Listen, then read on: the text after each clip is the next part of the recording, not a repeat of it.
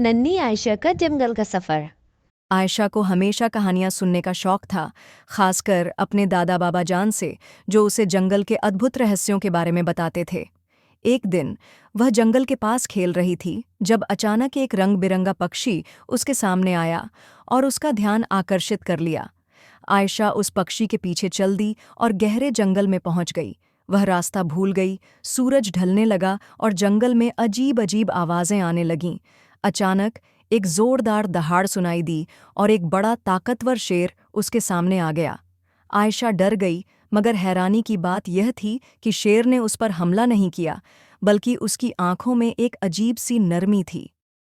तुम कौन हो, नन्ही बच्ची? शेर की गूंजती हुई आवाज सुनाई दी। मैं आयशा हूं, मैं रास्ता भूल गई हूं, उसने घबरा कर जवाब दिया। शेर ने सिर हिलाया और कहा, चिंता मत करो, मैं तुम्हें घर वापस पहुंचा दूंगा। आयशा को आश्चर्य हुआ कि एक शेर उससे बात कर सकता है। शेर खान ने बताया कि वह जंगल के रक्षकों में से एक है और केवल उन्हीं से बात कर सकता है जिनका दिल सच्चा हो। वे दोनों साथ चलने लगे और रास्ते में शेर खान ने उसे जंगल के पेड़ों, पक्षियों और जानवरों के बारे में बताया। लेकिन अचानक रास्ते में उन्हें दो शिकारी दिखे जो जंगल के जानवरों को पकड़ने आए थे। आयशा समझ गई कि शेर खान खतरे में है। उसने तुरंत एक तरकीब सोची। वह एक पेड़ के पीछे छिप गई और अपनी सबसे ऊंची आवाज में चीख कर मदद के लिए पुकारा, जिससे शिकारी घबरा गए और भाग निकले।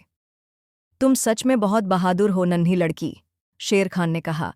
तुम्हें हमेशा याद रखना चाहिए कि जंगल के दोस्तों की रक्षा करना हमारा कर्तव्य है। आखिरकार शेर खान ने आयशा को जंगल से बाहर निकाल दिया, जहां बाबा जान बेचैनी से उसका इंतजार कर रहे थे।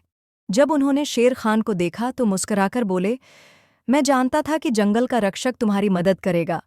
उस दिन के बाद आयशा ने हमेशा जंगल और उसके जानवरों का सम्मान किया, और जब भी वह जंगल जाती, एक सुनहरी आंखों वाला शेर दूर से उसे देखता रहता, जैसे कि एक मौन रक्षक हो। Like, subscribe, press the bell icon.